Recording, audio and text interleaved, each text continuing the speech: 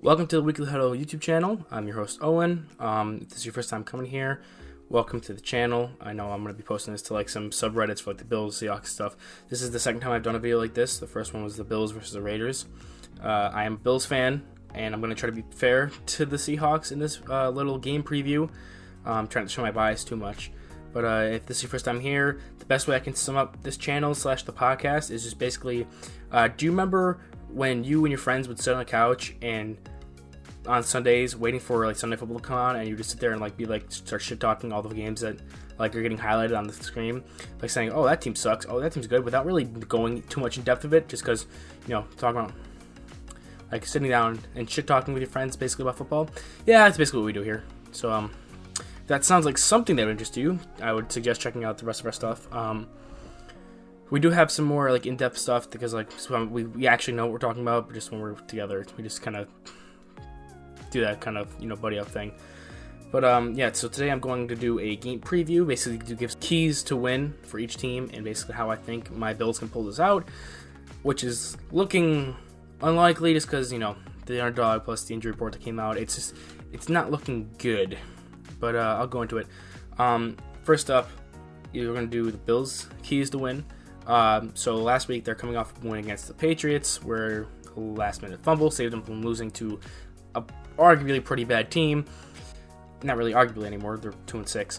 But what I think worked for us in that game was establishing the run, and we got our confidence back on the run.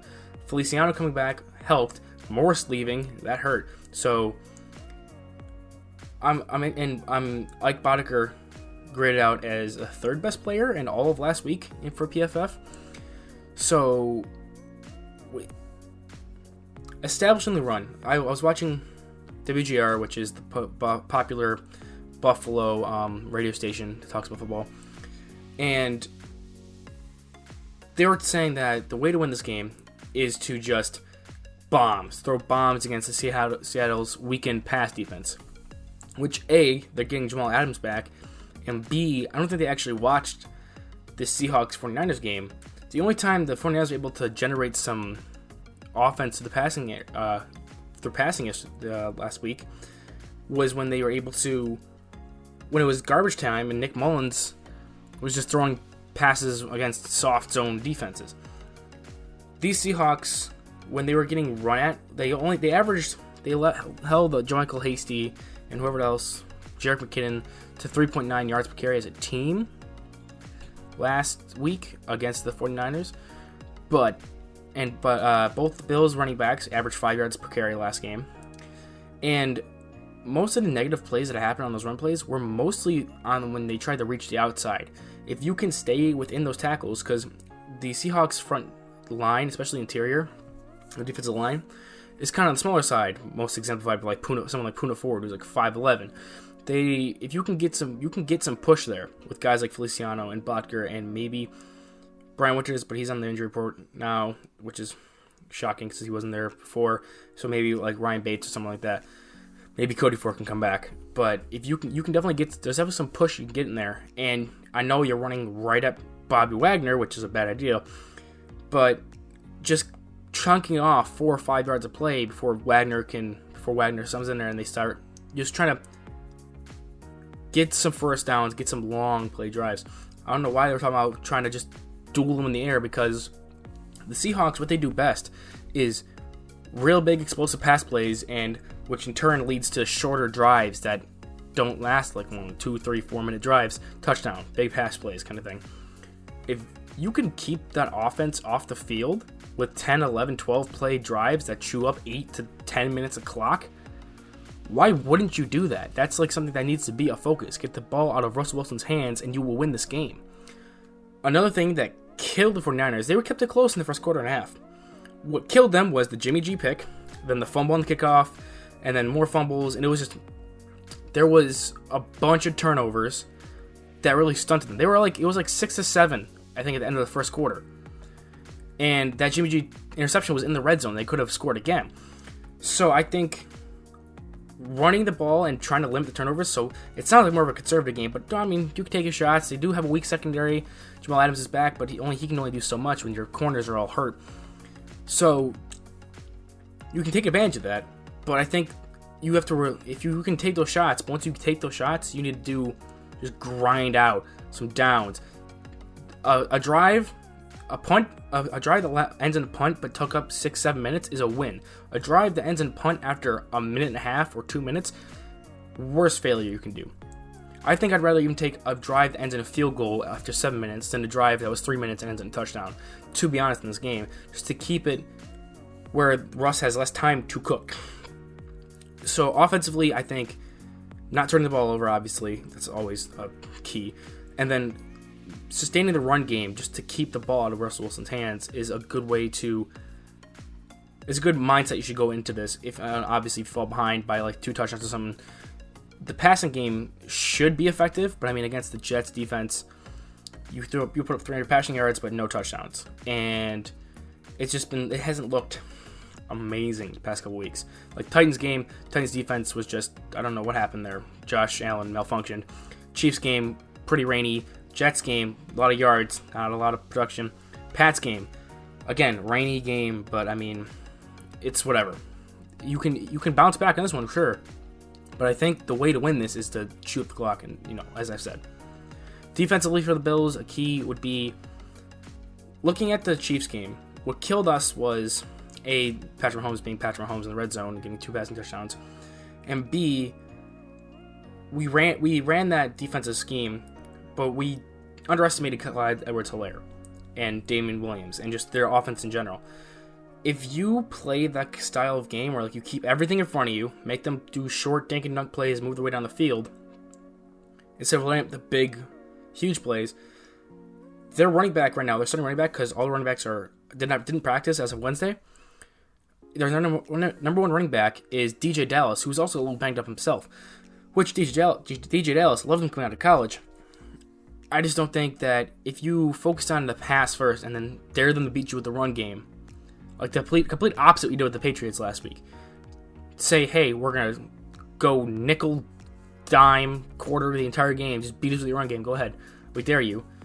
I think you'd serve a lot better, and it would take a lot. They won't get as many points as they usually will.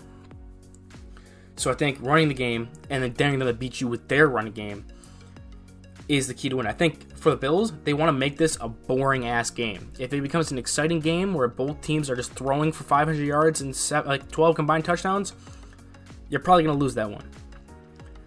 And the only real big Bills injury that impacts that is Milano, who didn't practice again with his pectoral, but they're just kind of trying to slowly get him back in there, got him on a pitch count basically. Hyde was limited with concussion. And then Jerry Hughes was out with a foot injury. Defensively, those guys are going to be important to stopping this offense, but even then, you can't really stop it. It's only really limiting it. Now for the Seahawks, just keep doing what you've been doing. The Bills' defense has struggled. The only thing I'd say to do differently than you have been is try to establish the run a little bit, because teams have been able to run on the Bills. Damian Harris went off for over 100 yards. They gashed them in that fourth quarter. That's how they came back, was just gashing them with the run. But I understand that the passing game is what makes the Seahawks who they are. But if you can element the run, put that run element back in there, the Bills suck at covering play action passes. The linebackers always, every single time, get sucked in on play action passes. You hit them right over the middle. DK Metcalf on a play action crosser over the middle, right behind the linebackers, I can already see it. It's going to be 7 catches for 150 yards and 2 touchdowns. If you you have to establish the run first, and because like I said, for the Bills, key to victory, focus on the pass, so you don't fall into those play action things. You'd be better just having them hand it off when you're 5 yards off the line of scrimmage and letting him get 3, 4, 5, 6 yards on a run, because then they're not going to be getting fast points, and then if you go 3 and out, fast more points, and then it gets out of hand.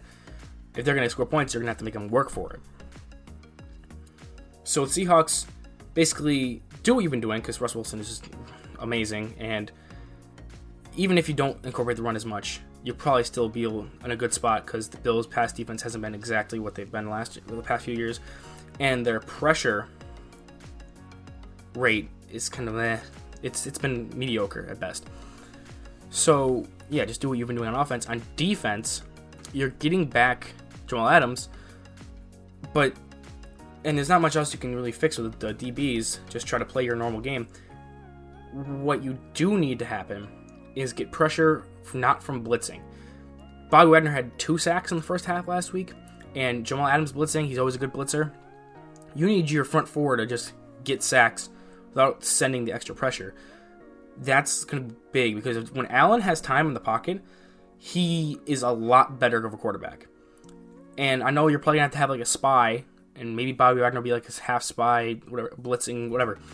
He'll be near the line of scrimmage and monitor him, or even KJ Wright will. You need to get pressure with those front four, because if not, Josh Allen, there's twice now he's done this in his career where he's had so much time in the pocket, he stops doing his little quarterback hop thing and just stands still, and he gets a 20-yard completion. If he has time, he will pick you apart. If you pressure him, that's when he starts making bad decisions. So you need pressure from your front four specifically, not from blitzing. Other than that,